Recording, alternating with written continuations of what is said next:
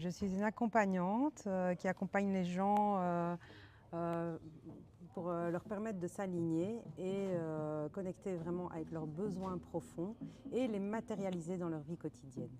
Travailler sur l'équipe, c'est quelque chose qui me branche parce que j'accompagne aussi des personnes qui gèrent des équipes, voilà, donc des RH, des commissaires, enfin voilà, donc des personnes qui gèrent des grosses équipes et c'est super intéressant parce que ça complète les compétences que j'ai déjà.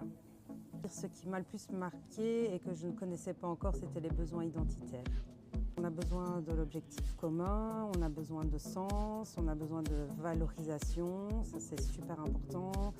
On a besoin voilà, que la personne se sente libre de pouvoir s'exprimer, donc la communication non violente, tu vois, pouvoir nous exprimer nos besoins. On a besoin aussi de bien s'alimenter.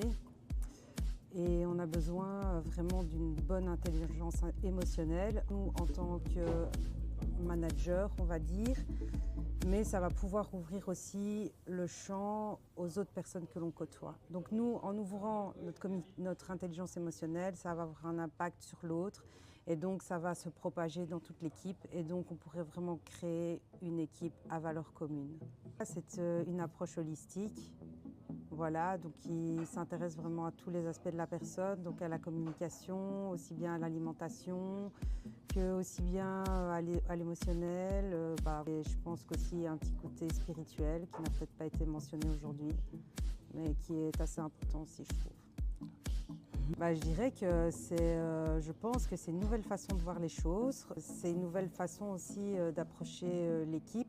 C'est très intéressant aussi parce que ça peut ouvrir la communication sur d'autres sujets qui sont un peu plus personnels chez l'employé ou l'ouvrier.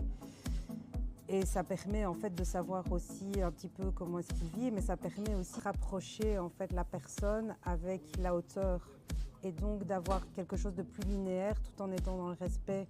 La personne qui travaille pour toi ou pour nous, elle ne va plus se sentir dans l'oppression, mais elle va se sentir dans un équilibre parce qu'elle se sentira écoutée, respectée et dans une entreprise qui aura du sens pour elle. Et donc ça lui donnera, je pense que ça va la motiver en fait à donner plus pour l'entreprise. Okay. Il ne faut pas se fermer les œillères et qui semble un peu waouh en se disant ouais je vais devoir parler d'alimentation avec mon ouvrier ou mon employé. Dire oui il faut respirer etc. Mais je pense que ce sont des approches qui peuvent être totalement adaptées à la discussion que tu as avec la personne, quoi. Mais voilà, c'est clair que quand tu manages, des fois, il faut descendre un peu de son piédestal et se mettre un peu au niveau de la personne que tu embauches.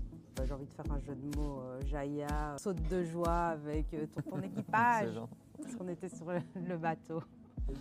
Excellent. Merci beaucoup. De rien.